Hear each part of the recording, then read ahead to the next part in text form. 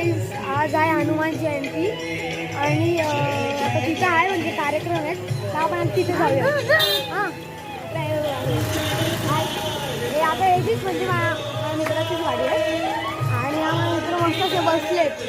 चला आपण आता जाऊया तिथे. चला